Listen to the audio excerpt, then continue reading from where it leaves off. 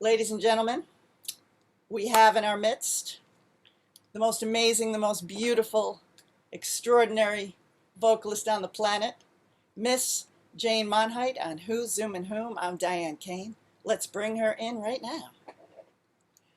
Come on in. She's coming. She's coming. Jane. Hello. Hello. There you are. Yay. Yay, yay, yay. All right, let me make us, let me give us the gallery view. Hi, look at you. Beautiful. You too. Let's see what we got here. There we are. That's what I like. Beautiful. Yes, yes. Hello. So good to Hi. have you. I love your specs. Oh, thank you. I love them so much that I tried to buy a second pair in case they ever break, and they're sold out everywhere. Oh, really? Well, you can see why. They look really good on you. Yay, we were just listening to some cuts off of your Ella Fitzgerald songbook session. Oh, nice. We played a little montage at the top. I don't know if you were watching on your laptop, but we have I wasn't. I'm bad at technology, so I was just in the Zoom waiting room, like hoping for the best. well, the minute I got on today and I did this 3 times. This is my, and then tonight I went to go Facebook Live and it wasn't doing it. So I went in, and I emptied my cache. It sounds so highfalutin, cache. I wish it was a cache filled with $1 million, but it was apparently something to do. You have to empty your cache and then come back, and finally I was like, oh my God, we're finally on Facebook Live. Here we are. Oh, good. Now, before we get started, you have a show coming up tomorrow night on Facebook Live. Tomorrow. Yeah, well, it's not on Facebook. It's a Zoom concert. Actually, we're selling tickets to this one. I've done some free concerts on like Facebook, Instagram, and this will now be my second Zoom concert with an actual like ticket. And it's worked really well both ways, and I'm going to continue to do both. But yeah, tomorrow is a Zoom ticket, but there's a link to buy tickets in my Instagram bio. Excellent. Good, good, good. And you're performing your Zoom concert with one of your favorite pianists of all time. Yes, Max Hamer. Max Hamer. Dear, dear friend. Amazing pianist. How did that come about? How long have you known Max Hamer? I've actually only known Max a few years. I moved to LA 4 years ago. I'm a born and raised New Yorker. And my husband met Max first. Actually, they started playing gigs together. Your husband is a drummer. And yes, my husband, Rick Montalbano, my drummer. They started playing gigs together with another singer, fabulous singer here in Los Angeles, Jesse Palter. I don't know, they started hanging out all the time. And then so I started hanging out with them. And then I heard Max play and I almost fell on the floor. And after we started playing together, man, it was such a beautiful fit. He's a really gorgeous accompanist. And he's a dear friend. And I really believe that makes music even better. You know what I mean? Totally. When you can get with somebody who's on your wavelength, that's when you find it, jump on it. Well, I first met you at Sam First. Yes. Downtown near the airport. Actually, not downtown, near the airport. Wonderful little club called Sam First. Yes. And you're playing with Larry Goldings. With Larry, yes. Your husband on drums, Rick Montalbano. Mm-hmm. And Dave Robert on bass. He books the room. Yes. And what killed me was that it was like, I think I do that song in C, or is it B flat? I don't know. Play it in A. And then you just sang it. Yeah, we were just calling tunes. And I was like, oh my God, that was just too to be able to. It's super fun to get to do that after, coming off of like super arranged shows where everything is, the charts, everything's decided already, you know what I mean? Outside of obviously improvisation and all of that because it's jazz, but yeah, to have no arrangements and to just call the tunes and like, what key do you feel like doing it in? Let's do it in this key. It's a nice feeling once in a while, What is your life like now that you are not on the road with, touring the world? Do you miss it?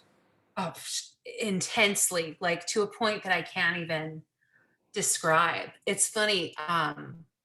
We've been slowly assembling gear for these online concerts that we're doing, buying pieces here and there because it's expensive, to suddenly be your own sound person. And yesterday I finally got a mic stand. I've never owned a mic stand in my life. Never have. Got a mic stand, set it up, stood at it, and started to cry. Because just standing behind a microphone stand, I hadn't done it since March, and I realized how much I missed it.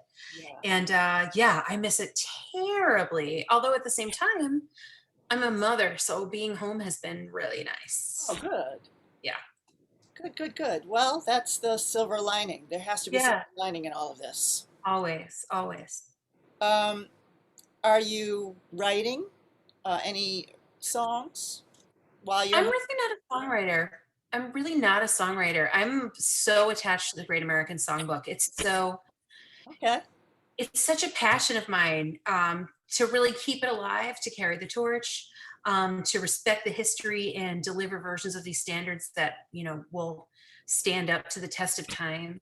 I'm actually about to make my next record. I'm making it like next week, like in a week, I'm making my next record. I'm so excited. Yay. So this Yeah. is your label. Actually, this record is not for my label. Oh, I'm releasing some other albums on my label of some other artists, but I've signed with someone else to make this record, and there's a great reason why. They're awesome people, and I'm really excited about them. So, so yeah. So I know it's confusing, but yeah, I'm making my new album for a different label, but releasing a couple of artists on my own label that aren't me. Well, you and I have a friend in common, the amazing engineer, and I call him a producer too, Paul Tavener. Oh, he's so amazing. Oh my God. And I was there a few months ago, and you had been there the day before. Yes, I was producing a record for Mandy Kemp, another wonderful singer. Right. And so I was so curious. I said, well, I'm just going to have to interview her because I have so many questions to ask. When you coach someone, do they all want to sound like you? Or do you say, we got to get to you. You're original. Yeah, that's the thing is I just want to bring out the best in everyone else. Do you know what I mean? And a lot of singers do come to me, with songs that I've recorded and things like that, and want to do my version of them. And I really do encourage them to find their own way, because that's what this is about. This music, do you know what I mean? It's about our self-expression and improvisation and all of the things that make us ourselves. So, it's always better to be the best version of you. That's right. Than a version of someone else. You know what I mean? Right. So I always really do try to encourage my singers to be themselves as much as possible. But they have to start. I mean, how do you, I came running up to you at Sanford. I'm like, how do you do that? Like the sound is right here. And you were like, I don't know. It was so cool. But how do you teach?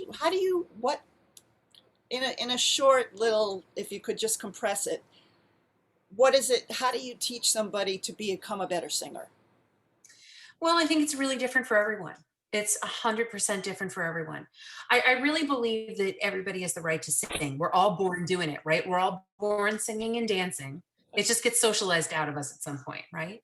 So there's a singer inside everybody, and everyone has a different path to finding the best in themselves. Yeah. Whether it's, working on technical stuff to, create better pitch or a clearer, healthier sound or anything like that, or whether it's, getting over sort of personal, blockages that have built up and walls that have been put up emotionally so that you can properly tell your story and transform a lyric. You know what I mean? It's really just different for everyone. And I try to be really personal with people.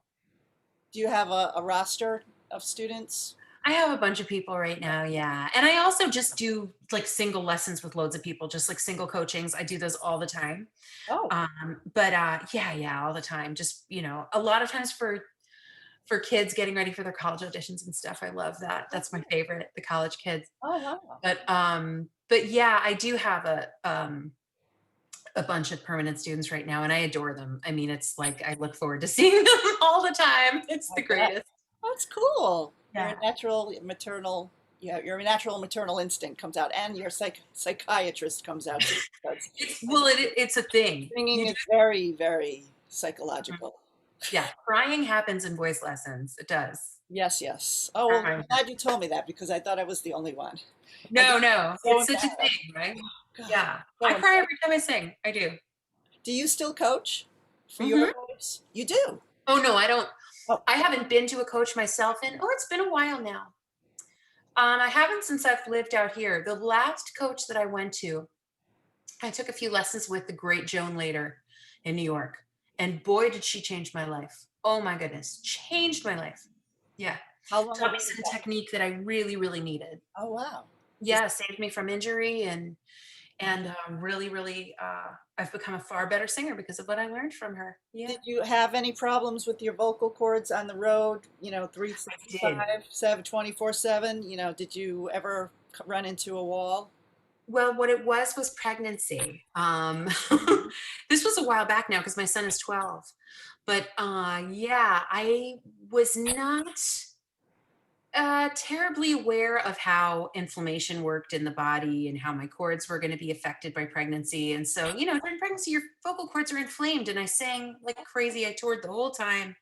I even had a gig on my due date. And I busted my voice. I busted my voice. And I ended up with, What? you know, What is yeah, that? Hormones? I mean, I never even thought of that. I just, yeah, yeah. Hormones do a real number on you. But anyway, I completely healed up from it. My voice is completely fine and has been for a solid decade. So, that's great. But sounds good yeah, to us. but Sounds that's very good thanks to to us. Joan later. Joan Leader. Okay. Yeah, yeah. Remember that. Do you know Norma Garbo? She's another I know that name. Yes, I sure do. actor too. Now you chose Ella. Your mom used to play a lot of Ella in the Mhm. house, and you Yeah. chose different. She has so many songs to choose from. I don't know how you even whittled it down. I know. I think the only reason why I was able to is because it was my 10th album, so that I'd already recorded so many of them already. I Uh, had to take what was left. You know, I think that made it easy. well, what I like is that you made it your own. You didn't try to re invent, redo exactly Ella Scats, or you do scat, but you didn't. You made it your own, and it's so refreshing to hear those songs anew. Now you're working with Nicholas Payton. How did that come about? He's amazing. He's so amazing. This was a while back. At the time, we had the same manager. Neither one of us do. We don't anymore. But neither one of us work with that manager anymore. But at this time, we had the same manager, and we'd met a couple times at jazz festivals and things. And I knew I wanted to make this record. And my manager one day was like, "Would you want to make it with Nick?" And I was like, "Yeah, but he wouldn't want to do that." And she was like, "Yeah, he would." And that was how it happened. She basically just said, "You guys got to do this," and we were like, "Yeah, we do." It was just easy and organic and amazing. And then we made the record like in no time. It was just the loveliest process. I mean, when records are really meant to be, they happen like that. They're Right. easy. Yeah, a lot of interesting concepts. There was one song that he starts on and he goes about a minute or two, and it's all this sort of odd modal trumpeting, and then you Mhm. come in. Very interesting. Very Yeah, we were trying to, create some imagery and some magic there, yeah, more than just play tunes on that record. yeah, yeah. And It then was you, important to us I think because it was a tribute to Ella, it was important to us to do something different. You know what I mean? sure, Rather than what was really probably expected of me, yeah, which would have been just very straight ahead. very, very unusual stuff, and I love it. It's just beautiful. Your voice is just so unique and so Thank you intimate. Um, so much. Now, on your next album, are you planning to do the same? Choose from the songbook, Yes, the Great songbook American Songbook? is, So many songs you could and record all your life. you really can. And it's something that I just feel really strongly about. I feel like a sense of responsibility about the songbook and keeping it alive. I really do. Uh-huh. Um, for years I was pushed by, record labels and different business people and things to cover pop tunes, cover pop tunes. Was all I heard. And I resisted and resisted. And, which was ultimately, I think, why I formed Emerald City Records. But yeah, I got to sing the songbook. It's where my heart is. Are And you now that I'm a little bit older too, and nobody can push me around anymore. You know what I mean? I'm like, I'm extra gonna sing the songbook. I'm gonna sing it double, you know? Yeah, yeah, for sure. Keep that, keep the classics alive. I mean, they're classic, Yeah. timeless tunes. Yeah. I was going to say I have some requests. I would like to hear you sing some Portishead, and I would like to hear you sing some Sia. And I mean, Oh but man. I But mean, see, these are you put they're I really consider hard. this to be like volume two of the Great American Songbook. But I mean, I've covered songs by like all kinds of interesting people, Fiona Apple, Paul Simon, Yeah, people like that. And I think there are so many beautiful modern pieces of music that sit so beautifully alongside the songbook. I really do think of it as volume two. You know what I mean? So I do cover tunes like that, Jimmy Webb, here and there when they're the right thing for me. And I love doing it, but for me, it's like the center is the songbook. It just is. And it drives people nuts about me. They're like, expand. And I'm like, I don't want no, you don't to. have to. You don't have to. Well, when you were you started so young, you were signed right out of school. Yeah. Um, you were married young too, I was right? married at 24, which is young these days, I feel like. So you had your husband with you basically on your gigs. Oh But, yeah, yeah. I mean, we but played together before we even ever spoke. So we were on the road together before we got married too for years. I guess what I'm trying to get to is, and kind of get it out of the way, is did you ever have any of those Me Too moments? Oh, with other dudes? Well, Um, yeah, with dudes who are in power, who were trying to. Never in power. I never had anybody who I worked with ever treat me that way ever. I was very lucky in that regard. When it comes to people who are in my audiences, that is a completely other story. Okay. But when Fans. I talk like the label executives I've worked with, the producers I've worked with, the musicians I've worked with, I have been treated with such respect. I've been very lucky. Yeah. That being said, the women I know tell stories that would make your skin crawl. And I've had my share of unbelievably crazy experiences, but they all happened with listeners. None of them happened with people that were actual colleagues. You know what I mean? I had a man once at Birdland Jazz Club. I walked off stage for my encore and he grabbed me and kissed me full on the lips, like kissed me. When I tell you what the profanity, the tapestry of profanity that I wove, like they mounted it behind the bar. Like It's crazy, man. I almost killed this guy. And there's really no place, well, the old Birdland anyway, there was really no place to go. You had to kind of come off the stage and then wend your way through downstairs to the green Yeah, room. I remember the 106th Street But, Birdland. Yeah, but because yeah. I lived Oh up my there. God. Well, you're lucky. You are Yeah, lucky that I I you have have worked with such an wonderful amazing people. instrument that people didn't want to F with that, people in Maybe charge. I don't know. I don't know what it was. I think when I was very, very young, it may be because I had an incredibly powerful female manager who just struck terror into the hearts of men. Her name was Marianne Topper. She just recently passed, about a year ago, passed away. Oh, And when I say struck terror, I'm like really not even making a joke. Like people were terrified of her because she could not be messed with. She could not. And when it came to her artists, when I say mama bear, like that's an understatement. So I think maybe part of the reason why I was so safe when I was very young is because she was there, yeah. you know? Because you definitely could have gone in any direction. You could have gone into acting. You could have gone with your looks. You could have gone into modeling. You, Nah, but that wasn't your calling, was it? nah. If I mean, you could ask me when I was 2 years old, and I would have said I'm going to be a jazz singer. I Yeah. told everybody that oh yeah, from the time I was could talk. Oh, okay. That this is all I ever planned on doing. Huh. It is. So isn't it so good to know what you want and who you are? It was, it's weird now because, it's like now all of a sudden our identities are getting completely turned on their heads because of COVID. There's no gigs. We're not singing anymore. So it's a little strange for me because I've just been this one thing my whole life. But, it's been really nice to focus on being mom instead. Yeah. I mean, instead of having to compartmentalize both of those things, I've just been 100% mom for like 6 months, and that's felt really, really good, you Such a know? beautiful thing. Yeah. And does your son show any proclivities towards music? I'd be in enormous trouble for saying so, but 100% he's so talented. It's crazy. Really? But he is so easily embarrassed and would just be so mad if I said so. So I didn't say anything. Okay, we He's didn't say anything. Shh, not shut. What? weird. What happened? No, but yeah. Yeah. Well, I have a couple of questions that I wanted to get to with you, and then I have the Proust Vanity Fair questions, which are always so interesting. Um, Fun. do you do anything in particular before you have a gig?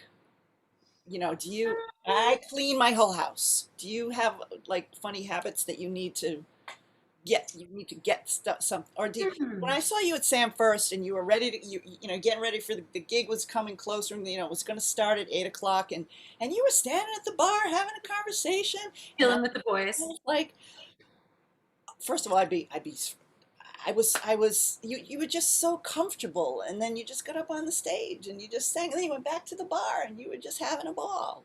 You Well, seemed, because Sam First is like a happy place for me too. You know what I mean? It's like I'm sure I was friends with half of the people in the room, and you don't go so down, you don't go to the green room and rock back and forth and go la la la la la la la oh, la la. no. I've never been that girl.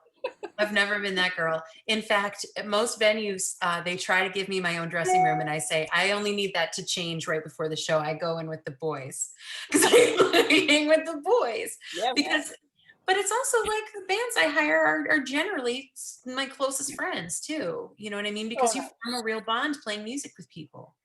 So, You know, so nice. so yeah. My pre-show routine is hanging. That's something I think a habit everybody should have for Well, sure. you know, it's Relax. the morale, you know, the relaxation. It's like having a good laugh. You know what I mean? It's just all so good before a show. You know what I mean? It's like to create that sense of like, we're all in this together. We're laughing. We're going to go on stage and have a good time. Man, it makes for better music. Sure. It does. Now, when you have tough arrangements, like Nicholas, he really kind of arranged those songs in a certain Yeah, way. he wrote those charts. Yeah. Do you read the charts too, and then okay, and that's how you get ready and prepare for the twists and turns that are, Yeah, I can. Yeah. I mean, because I know you studied music when you studied. You, yeah, I got the conservatory degree, went to jazz school and all that. You know, the jazz school thing is weird. I do believe that jazz can't really be taught. Um, Certainly the concept of swing can't really be taught. It's a tough one. It's a really tough one.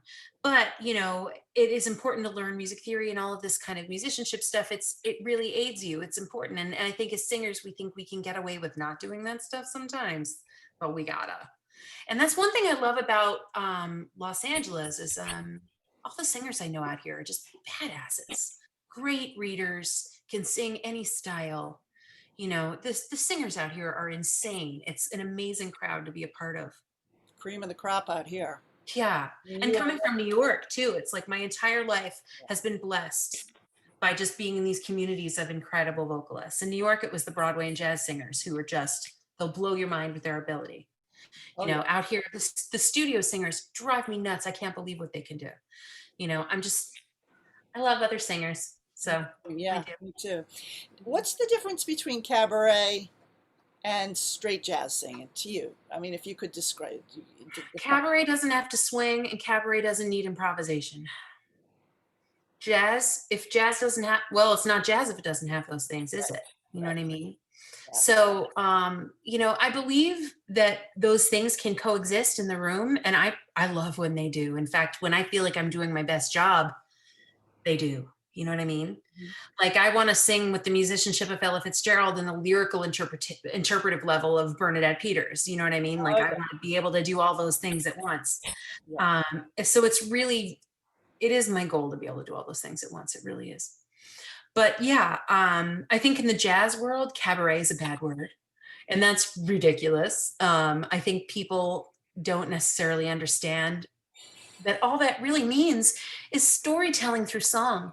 That's all it's really about. You know what I mean? And I don't know. I think you It's could do it's both.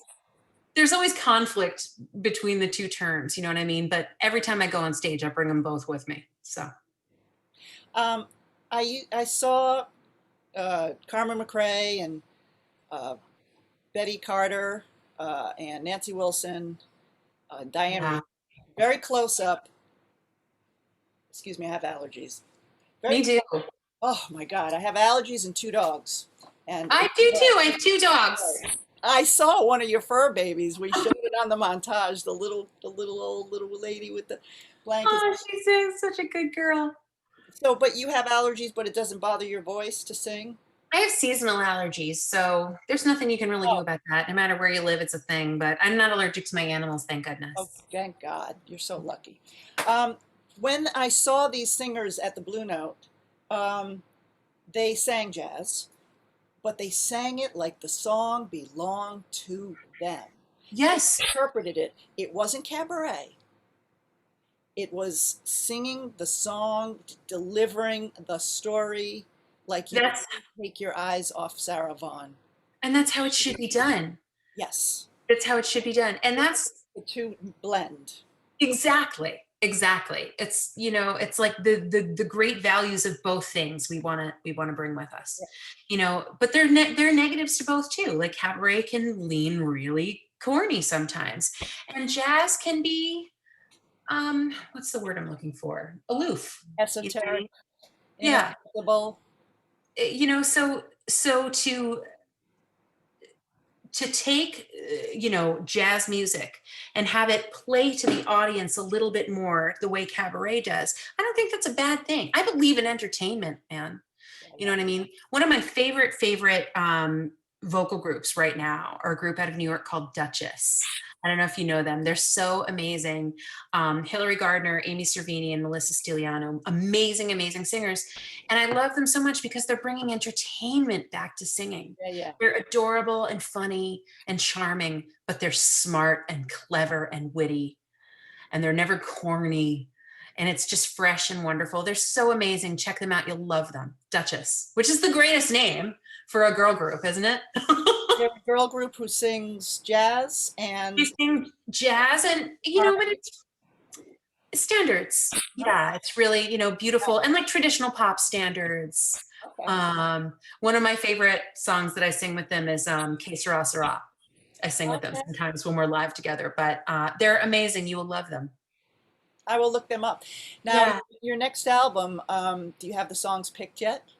I do, but I'm not going to say what they are Okay. Well, because how are you going to record? Are you going to go into a studio and record with live players or? yes, we are being super careful. We have like all kinds of um like we figured it all out, like testing scheduled rapid testing for this person and this guy on this day. Good, good. And we're actually recording in a friend's home, so it's like extra who's it happens to be an engineer and has a home studio, so it's like extra safe on that level because like the person who owns the studio is one of my closest friends, so you know what I mean, so it's like we're being crazy safe because we're all parents and stuff too, you know what I mean, it's like there's a lot of kids in the mix,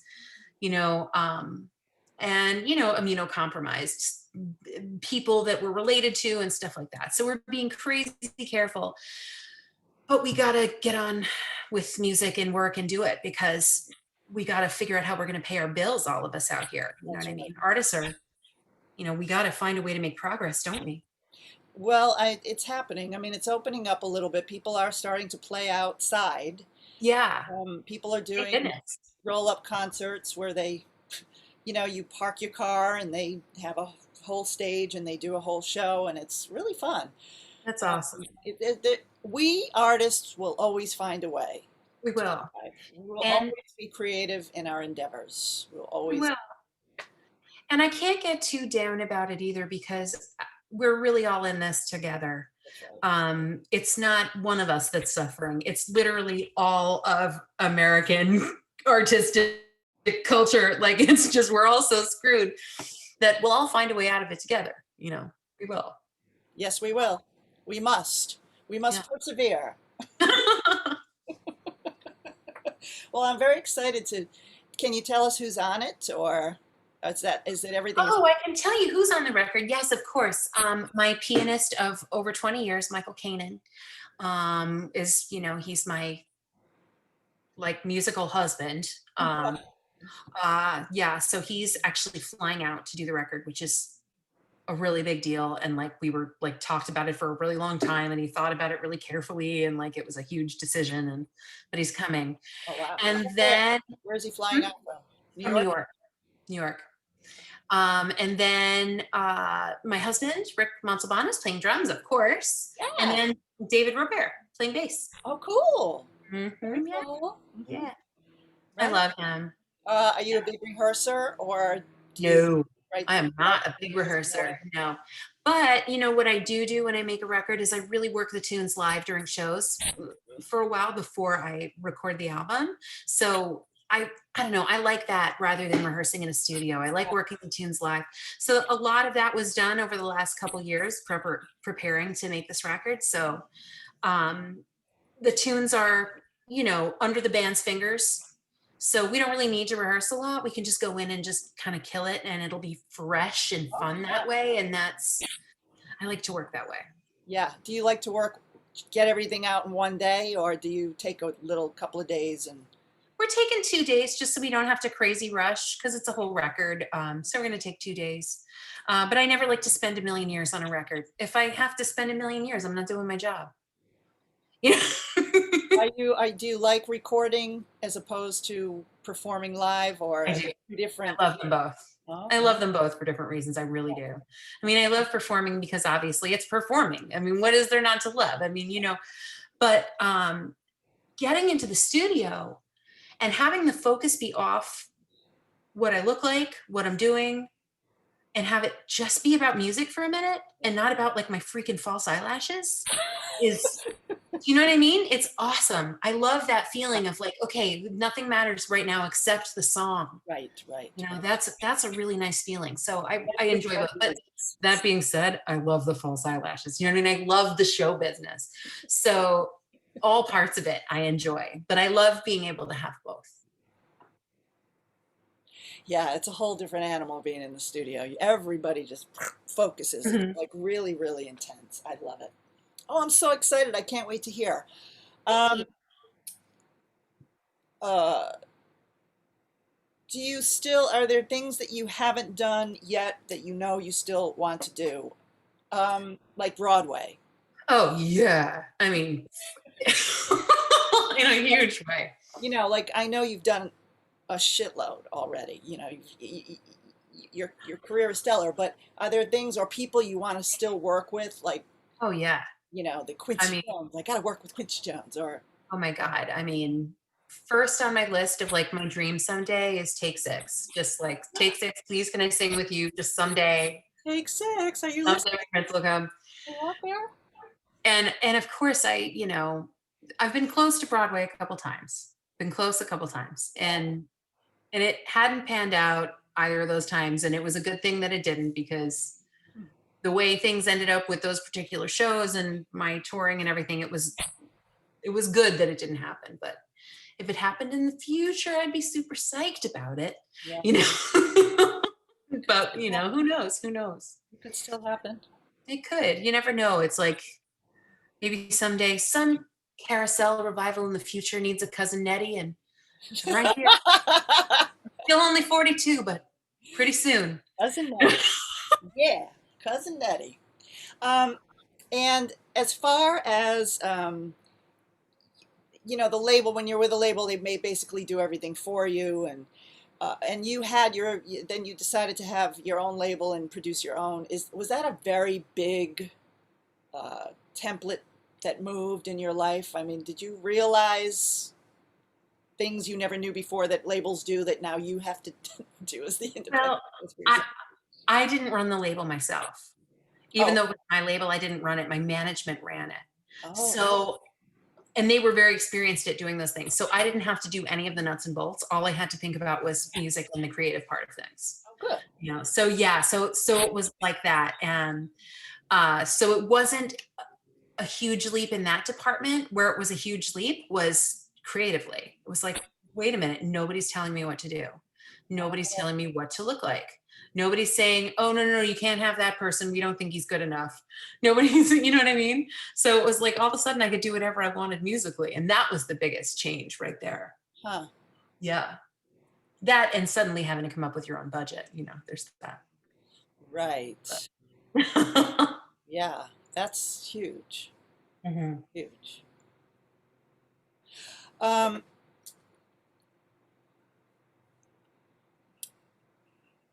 Let me ask you a couple of questions from the 2020 Proust Vanity Fair questions. Folks, we're talking to Jane Monheit. Fabulous, beautiful, the face, the voice, the woman, Jane Monheit. You're too nice. I follow her. I tried following you on Facebook, but you have your fan page is on Facebook. So Instagram, Facebook, Twitter. She has her own website, and she's on every platform. All her songs, YouTube, tons of videos. Let's get to the Proust. What is your idea of perfect happiness? Goodness. Salt water. Ah. Drinking it or swimming in it? Swimming in it. While you're drinking a martini? Perhaps. What is your greatest fear?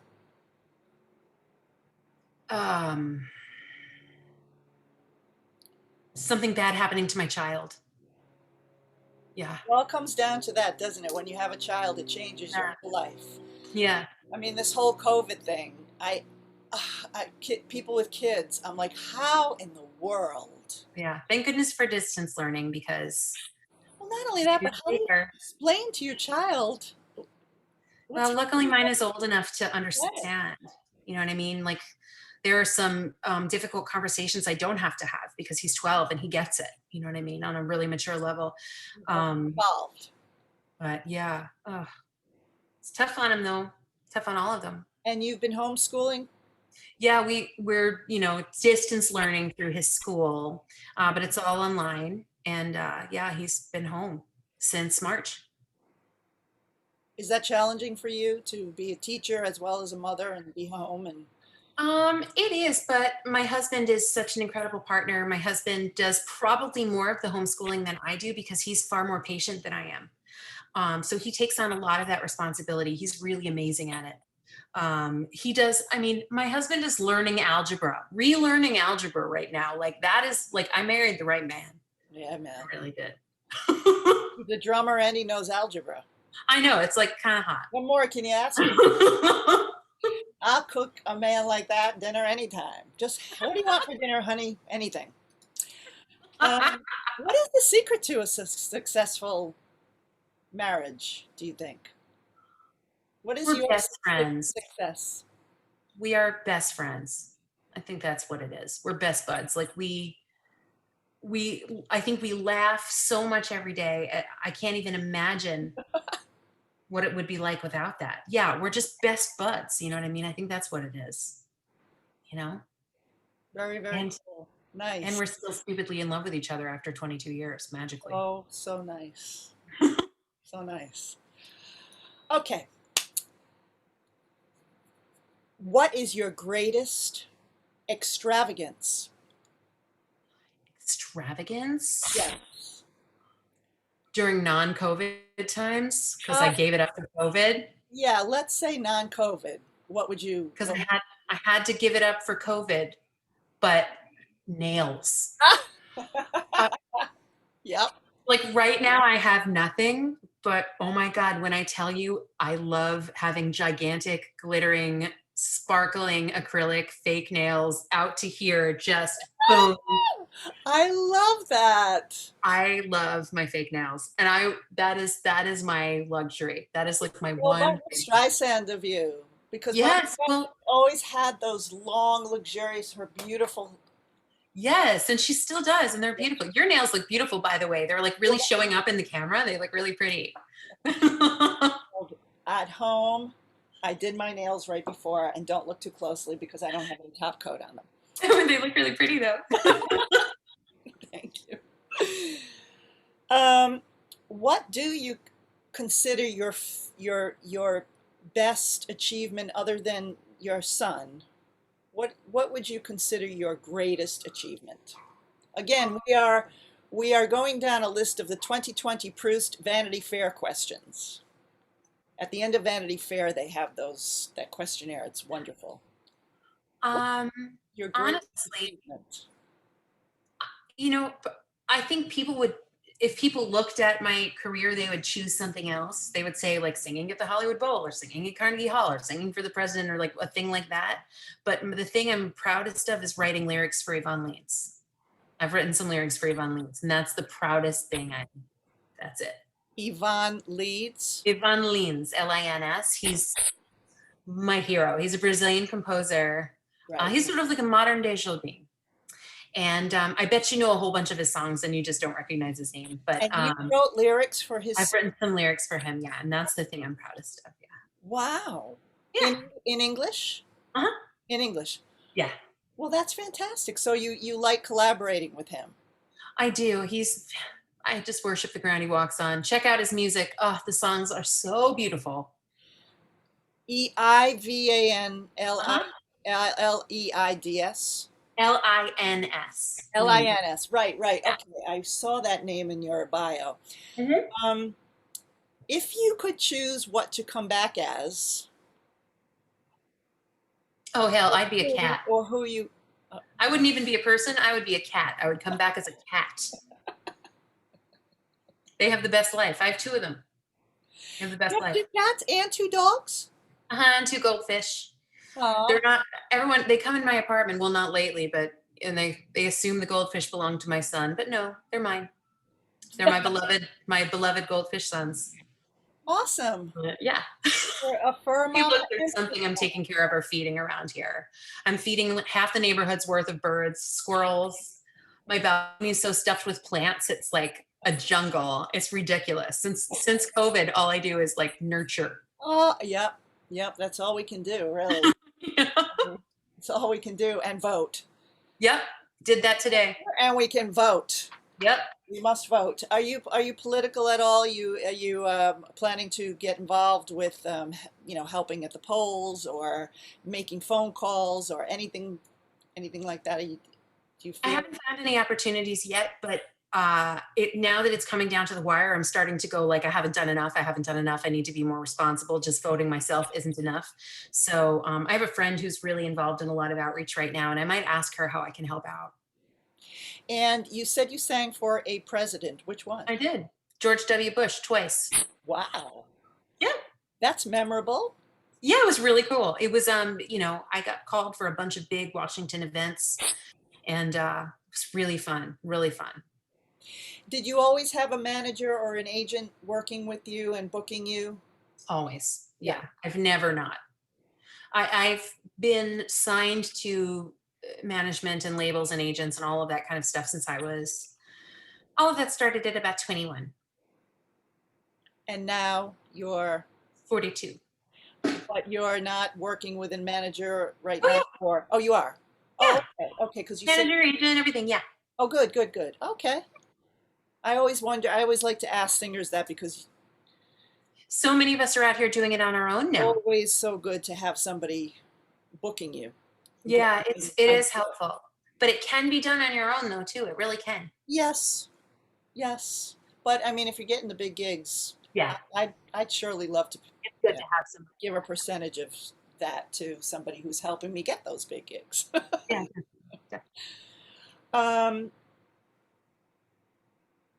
What is your biggest life lesson that you can share with us?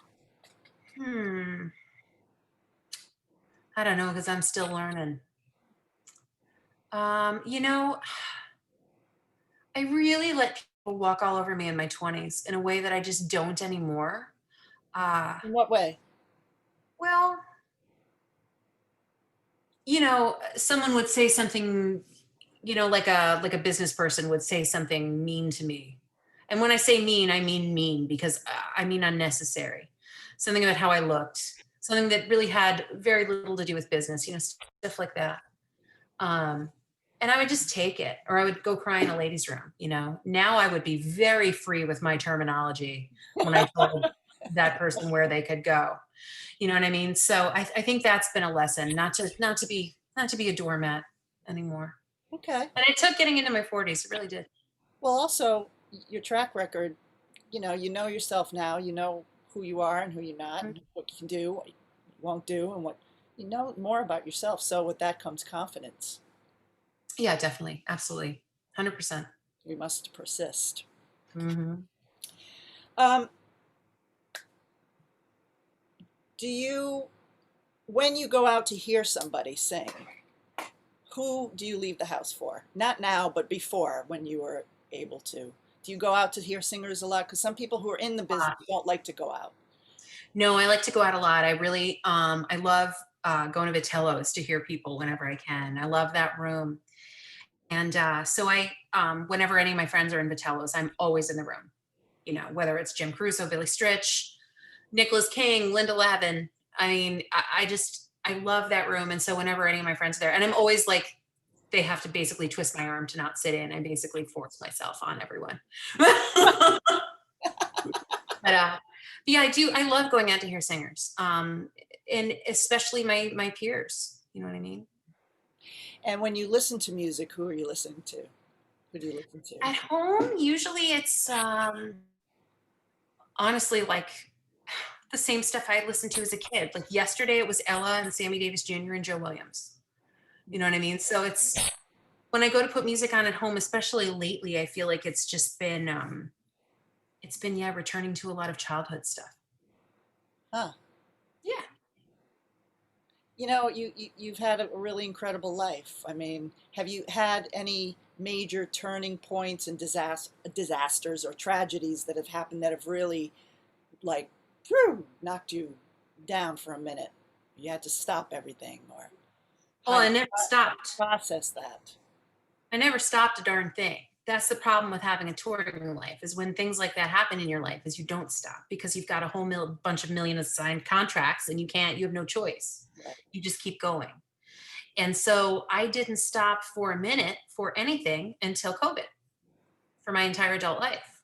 I just, no matter what happened, no matter who I lost, no matter what tragedy occurred, if there was one, I kept going. So that's all I really know how to do. Um, slowing down has been difficult, honestly. Oh, interesting. Yeah. Well, I want to tell everybody once again, we are going to be able to see Jane tomorrow night on a Zoom concert. You can find the link on your Instagram page. Is that correct? Yes, the link is in my bio for tickets. Yes. Bio for tickets, and That's a great idea. Or you can go to jazzvox.com. Jazzvox.com has tickets. Jazz Vox. Jazzvox, VOX. Okay, cool. And so everybody can just come into the room. It'll be like a metropolitan type of a Zoom. Yeah, it's a big old Zoom with we'll have probably about 100 people. And yeah, it's really fun. It works great. I can't wait. It's, And you have it's your sound all ready to go because the Oh, sound. dude, we have gone crazy on sound. It's taken 6 months of small investments here and there to be able to put it together because it's Yeah.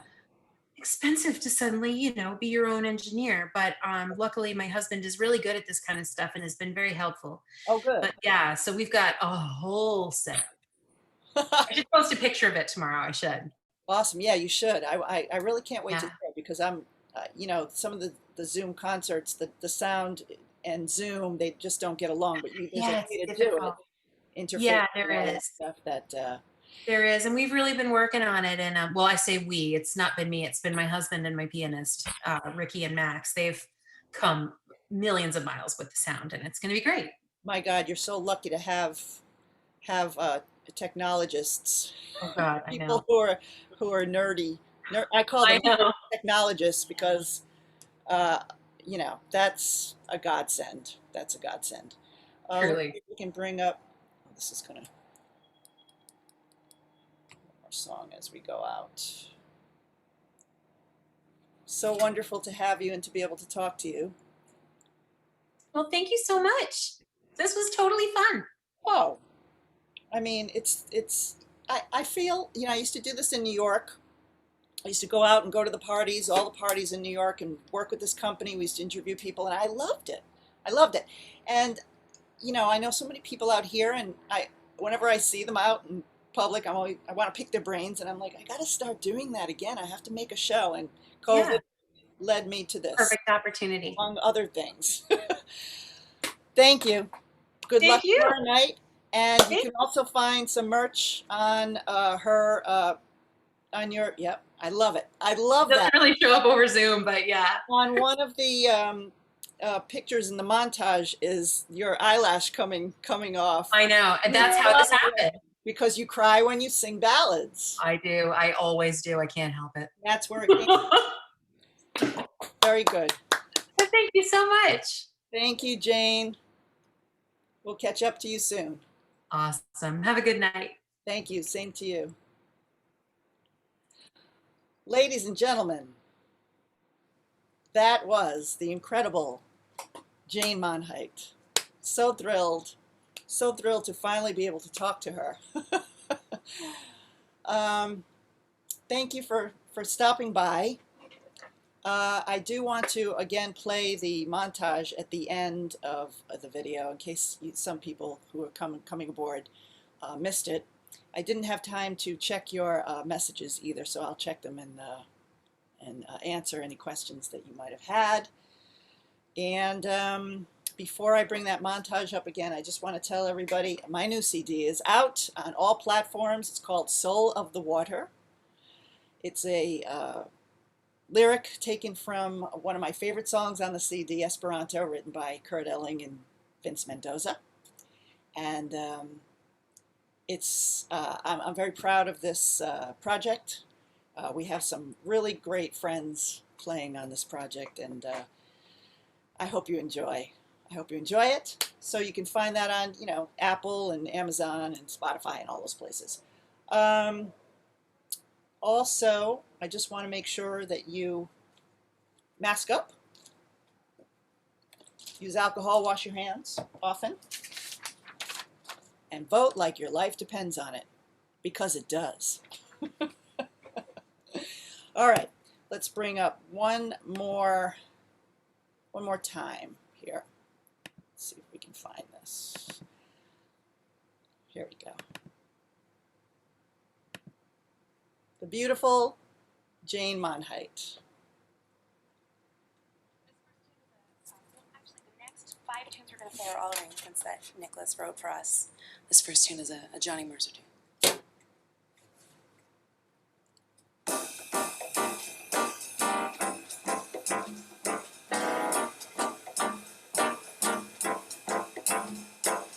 When an irrepressible force such as you meets an old immovable object like me, you can bet as sure as you live. Some's gotta give, some's gotta give, some's gotta give.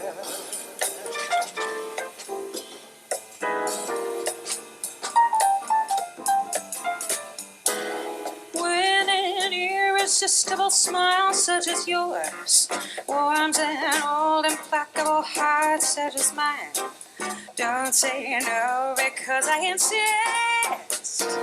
Somehow, somewhere, someone's gonna be kissed.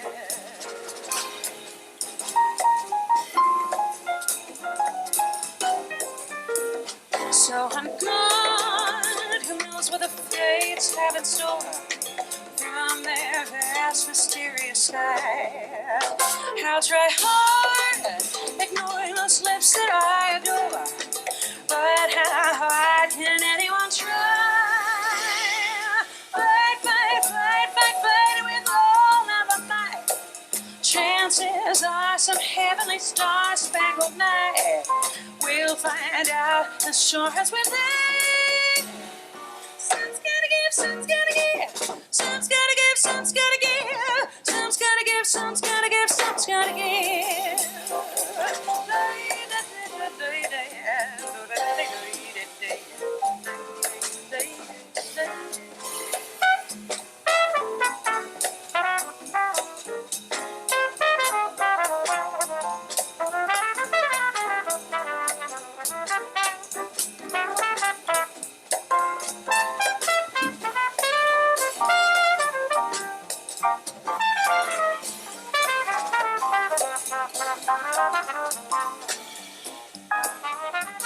That's Nicholas Payton on trumpet. He also arranged that song. Michael Caine on piano, Neil Miner on bass, Rick Montalbano on drums, and Daniel Sadownik on percussion.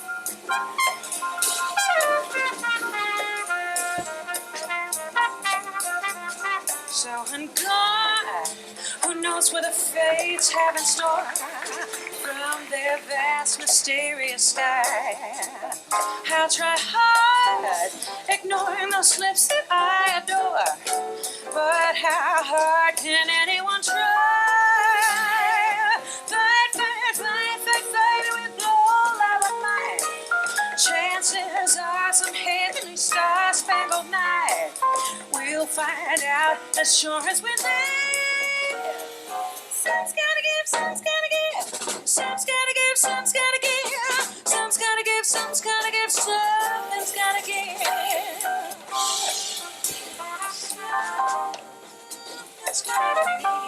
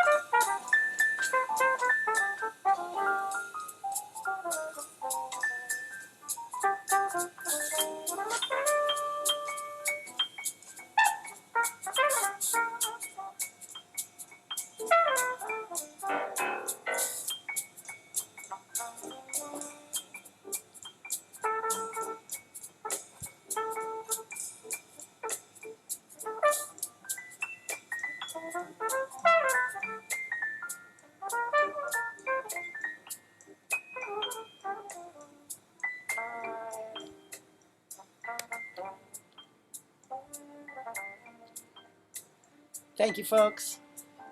My name is DYAN Kane. This is Who's Zoomin' Who. We're here on Facebook Live every Friday night at 5 o'clock. See you next week. All right, we cannot get any softer. Like, that's as good as we can do. Nicholas Payton.